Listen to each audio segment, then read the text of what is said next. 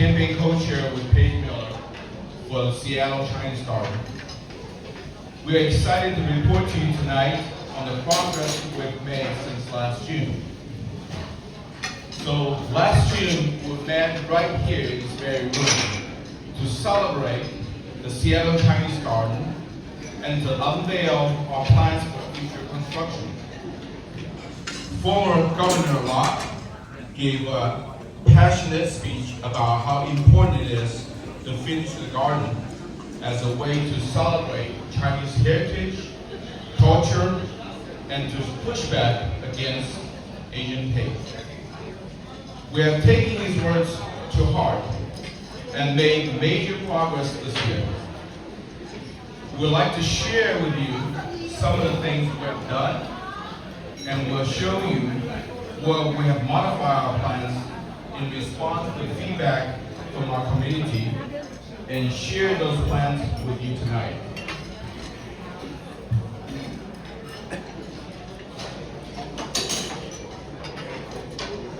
So progress on the funding side. We have a $2.5 million grant from the state of Washington, the largest community project grant in the state's budget.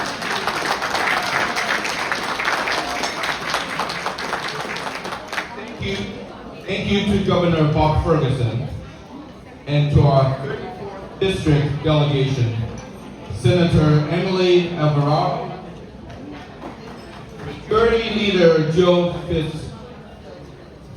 Fitzgibbon, and Representative Breonna Thomas. Breonna, will you stand, please?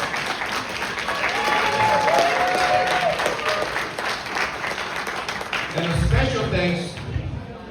I should also mention we have another state representative here who I know helped us, and that's Jen Sun.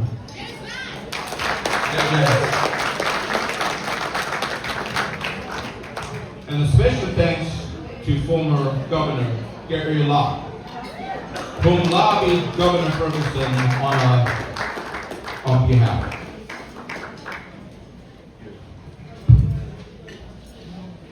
So further progress on the project planning side.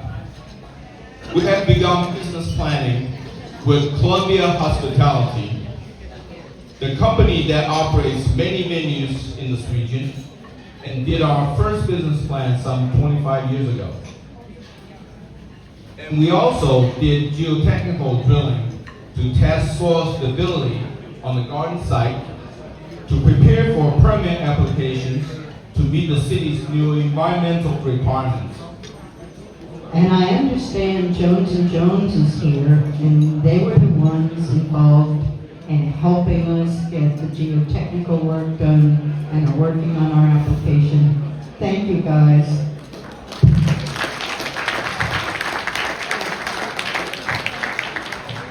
And we have more progress made on the campaign planning side. We have engaged Campbell & Company, Seattle's premier fundraising consultants, to produce a feasibility report on our campaign plan. They interviewed 17 community leaders and talked to 33 others to share about our plan. From those interviews, they encourage us to separate phase 2 into sub-phases and make the Chongqing Tower our priority for the next phase of construction. So next, we have Paige here to talk about the other progress we have made.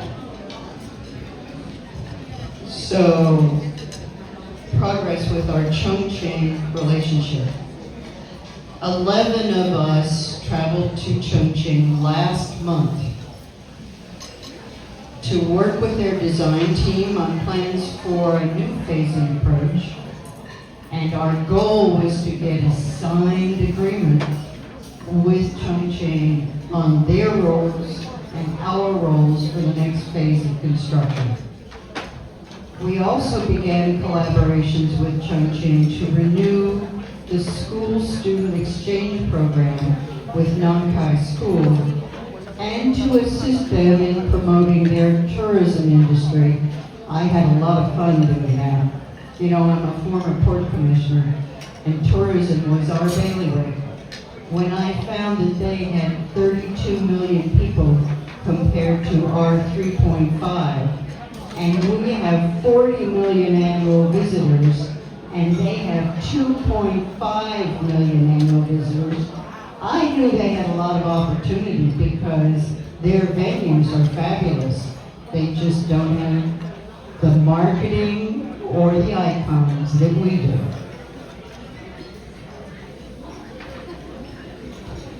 So we came up with an agreement on the next phases of construction. It's a smaller bite than what we proposed to you last year. So that will include the Chongqing Tower, which you see in the background there, the Scholars Studio, which is in the foreground, the Lotus Pond, the Zigzag Bridge.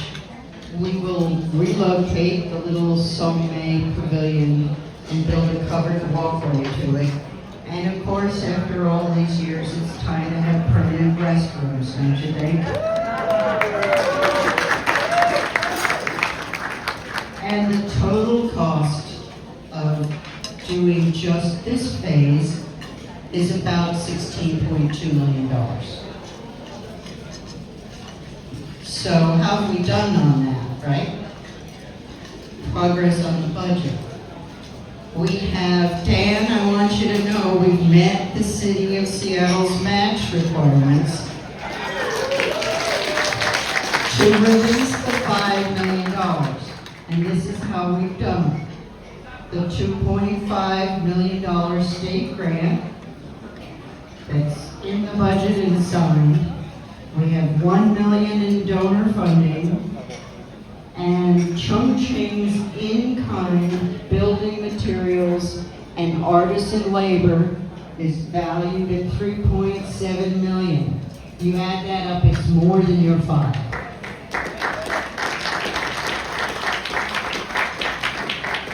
So we have a total of $12.2 million raised, and we have $3.9 to $4 million to go.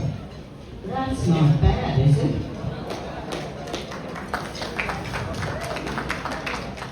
So the other thing is,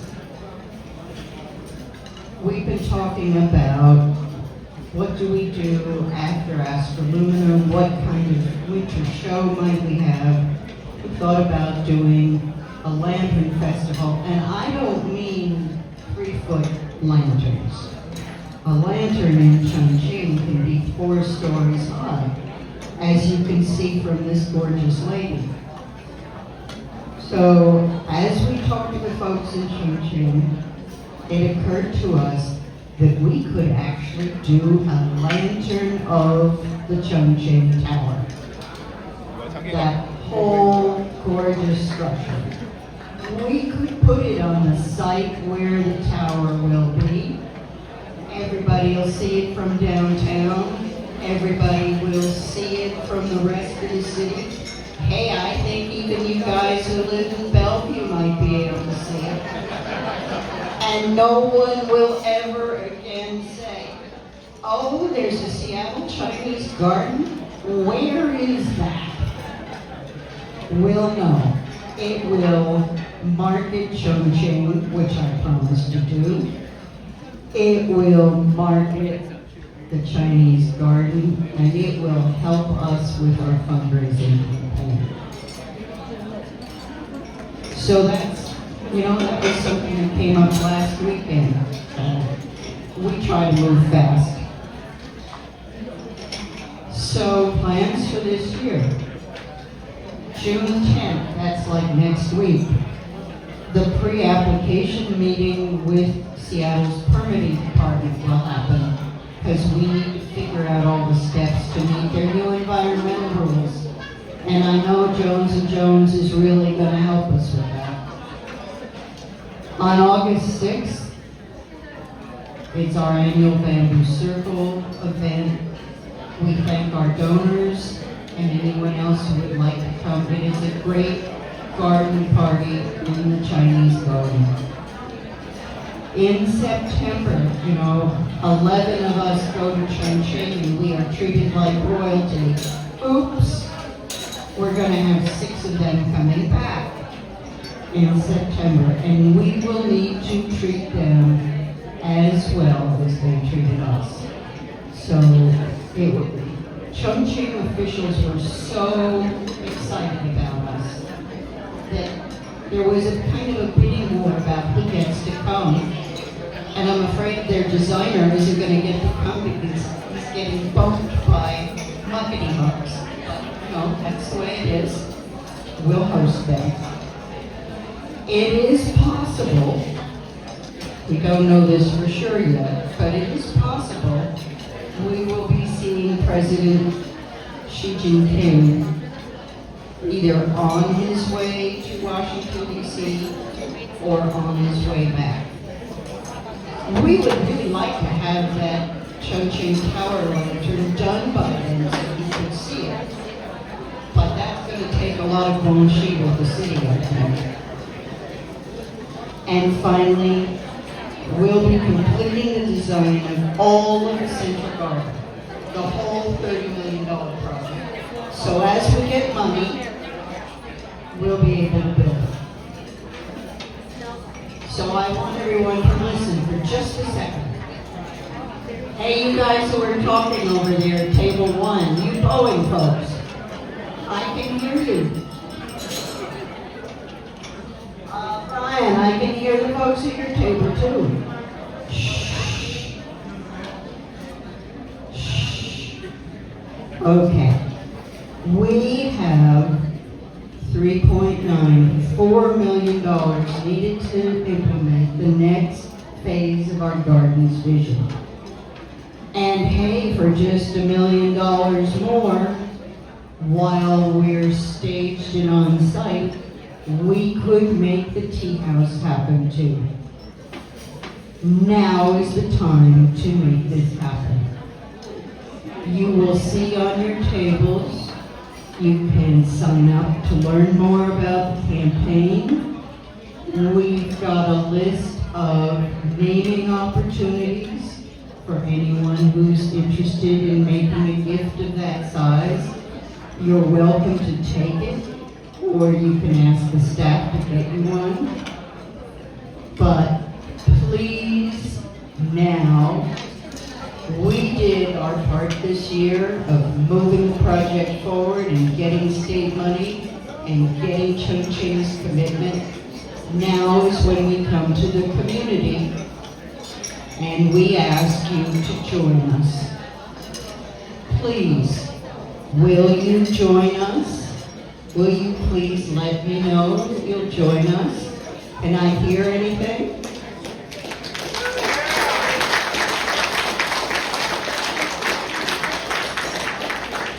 Thank you guys. And I think Robert can tell you what you want me to do it too. Last slide.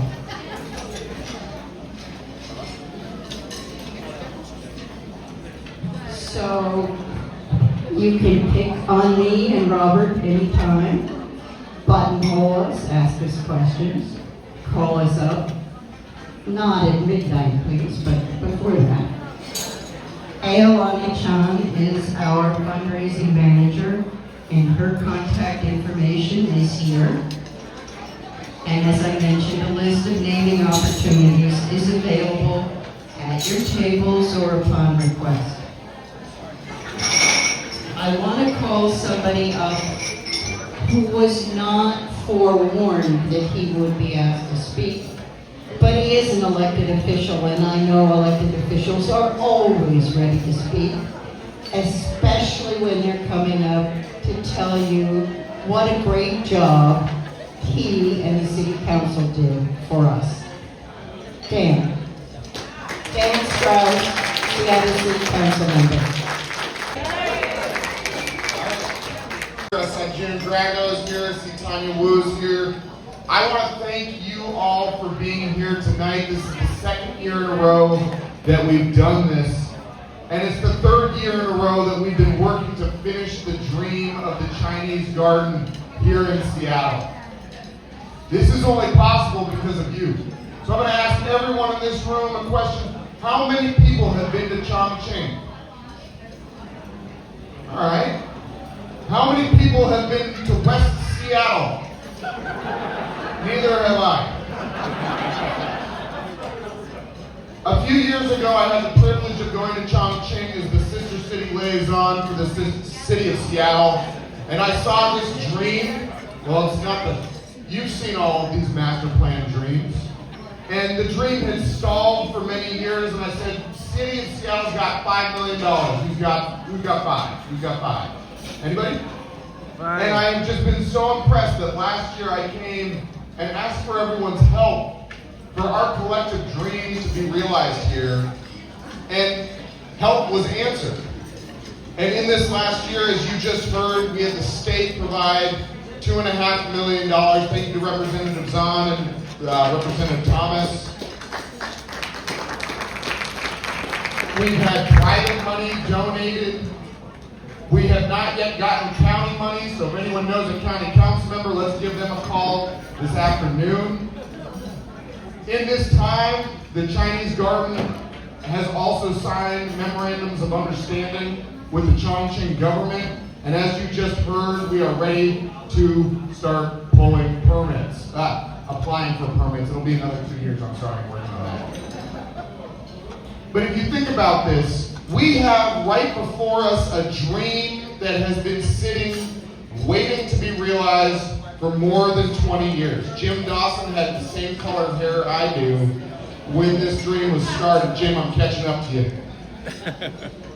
And so, Paige mentioned at each of our tables, there's a place to sign up.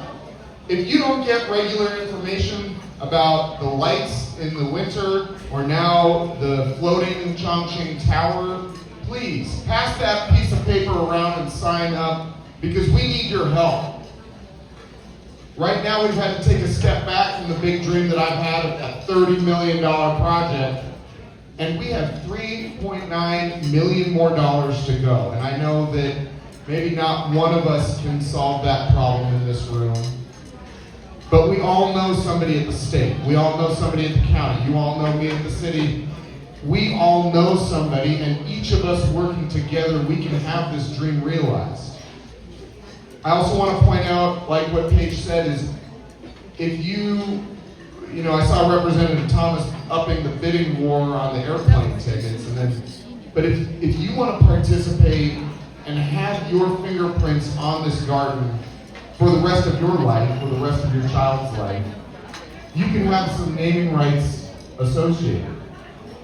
And think about that. I just say, when Pike Place Market had the tile project in the mid-'80s, my parents bought me one of those tiles as I was born, and I still go back there today. Do you want to name something after your child in this garden for them to return to for the rest of their life? So again, how many folks have been to Chongqing? And how many people have been to West Seattle? And I just ask you, if you want to have your children's future be able to experience Chongqing by just getting to West Seattle, then that's where we need your help today. Consider your naming rights for the Chongqing Tower. It's only $10 million. But really, any penny helps, and I'm really glad and proud to see us to be here today. And I hope to be here next year with all of our funding taken care of. Thank you for all of your support. Thank you guys.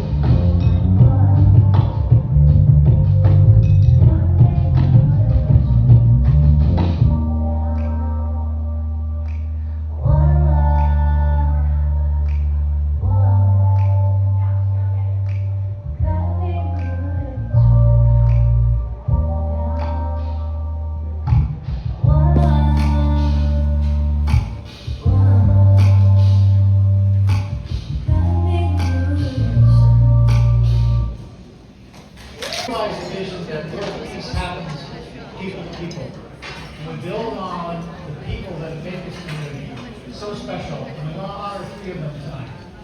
So first, if I could, our first honorees are Dennis and Billy Sue. If you're going to come on up, please, because I know you have